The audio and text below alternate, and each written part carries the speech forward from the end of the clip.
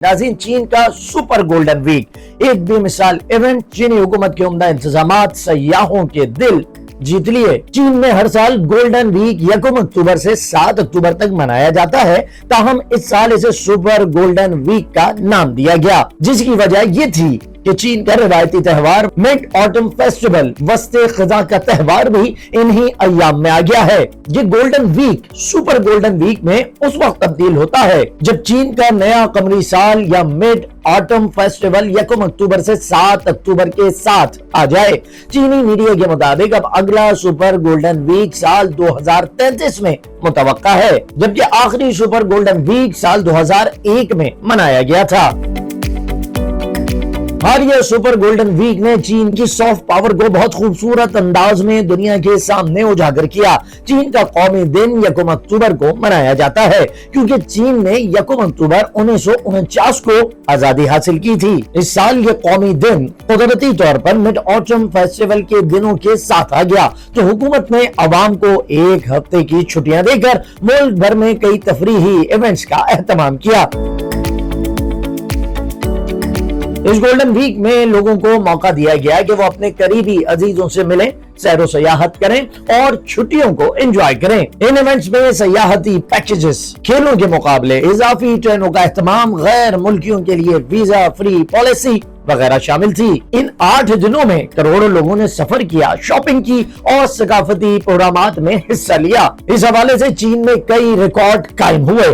Tourism में होने वाले लेन देन यानी कारोबार का तखमीना 700 अरब युआन या 98 अरब डॉलर लगाया गया है। चीन के सरकारी हुकाम के मुताबिक सुपर गोल्डन वीक के सिर्फ पहले दिन 2.25 करोड़ से ज्यादा अफराद ने रेलवे में सफर किया और मजमूई तौर पर 12 करोड़ के करीब रेलवे ट्रिप्स रिकॉर्ड किए गए।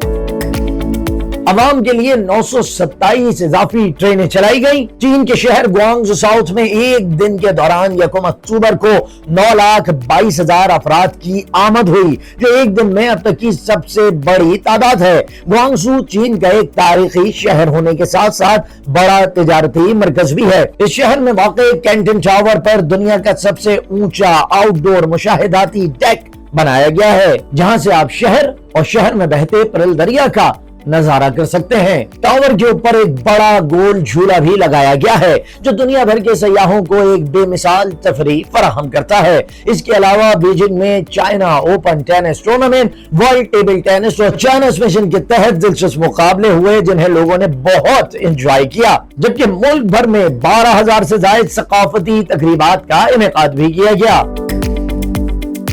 चीन के सरकारी हुकाम के मुताबिक इन छुट्टियों के दौरान मुल्क भर में रोजाना 29 करोड़ ट्रिप्स के साथ मजमूई तौर पर 2 अरब से ज्यादा ट्रिप्स हुए, जिनमें न सिर्फ अंदरून मुल्क ट्रिप्स थे बल्कि 84 लाख ट्रिप्स बैरून मुल्क भी थे, जिनके लोग इन छुट्टियों के दौरान जापान, जनूबी कोरिया और थाईलैंड गए। इसी तरह इस सुपर वीक के दौरान बैरून मुल्क से रोजाना 20 लाख के करीब अफराद चीन आए, जिनमें से ज्यादातर सयाह थे। गैर मुल्की सयाहों की बुकिंग्स तकरीबन 100 शहरों में नोट की गई।